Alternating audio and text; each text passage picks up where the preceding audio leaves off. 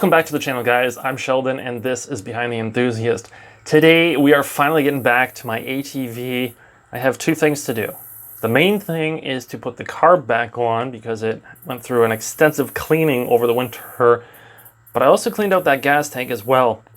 So in this video, basically we are just going to be going over the reverse process, which I did before, took off the carburetor, and now we are going to be doing the opposite. We're going to be putting it back on, making sure that tank goes in properly, connecting everything back up, and then crossing our fingers because in the future video we will be testing the ATV. This video is going to be strictly a, how to put everything back together, and then obviously the actual test and tune, because I'm going to have to go through setting the idle, potentially anything that maybe I messed up, just fiddling with things, that will be saved for a future video. So again, this is instructions on how to basically put the bike back together. So let's get into it. So as you guys can see, here is the carburetor, which I pulled off.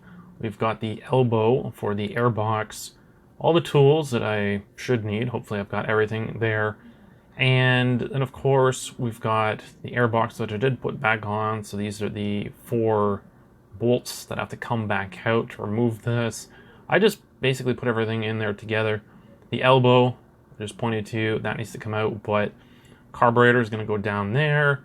And basically, I've also got the throttle cable here, so just keep in mind that that has to go back onto the carburetor. And there's the lever, so that's for the throttle. But typically, like these bolts here, the reason I have these still assembled, much like I had the airbox on the ATV, is so that I don't lose the hardware over the winter. So if you are keeping things apart, generally it helps to put them back together, even temporarily. Obviously, this is a little bit of a process here for me to take these off again, but at least the hardware wasn't misplaced.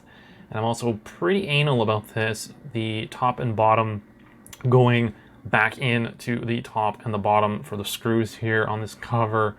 And that's just me. I know some people might not care too much, but I generally like to take nuts and bolts and everything off and put them back exactly where I took them off. That's just kind of my quirk in terms of working on my bikes. Now, as you can see, there is the ramp, which is fully exposed. So there's no fluid in here. That covers basically just keep it, clean, keeping dirt away from that area.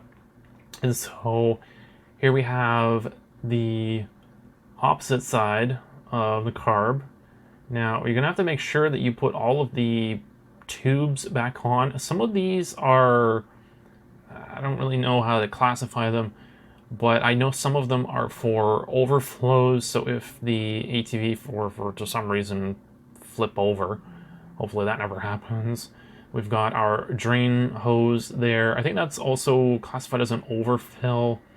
We've got the clips here. I'm gonna need some new ones of those just to make sure if I'm missing any.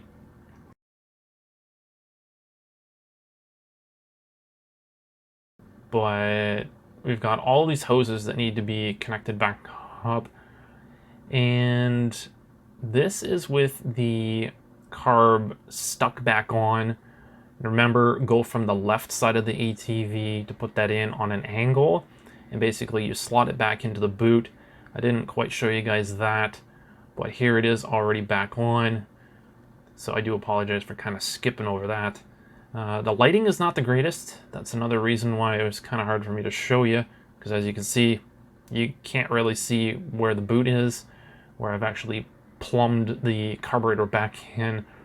But I ended up using the Allen key to bring the ramp down, which would allow me to put the throttle cable back into its proper position.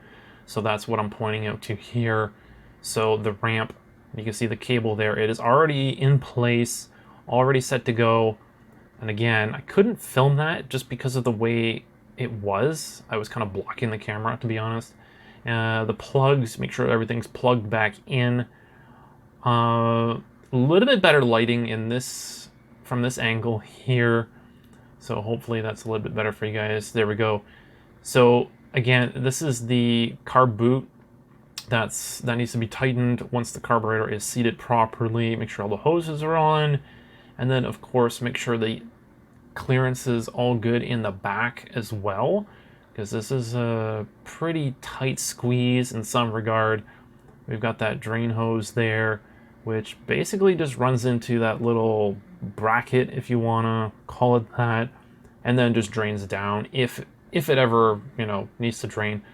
And then this is one of those overflow air hoses, so just push that slightly off to the side, and then you can put that elbow piece in there just like this, and then of course you put the actual air box back on, and then you got those 4 bolts to put back in to secure that.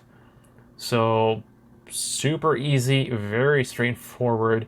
The only thing that you guys have to keep in mind is when you're putting the carb boot back on, don't over tighten it.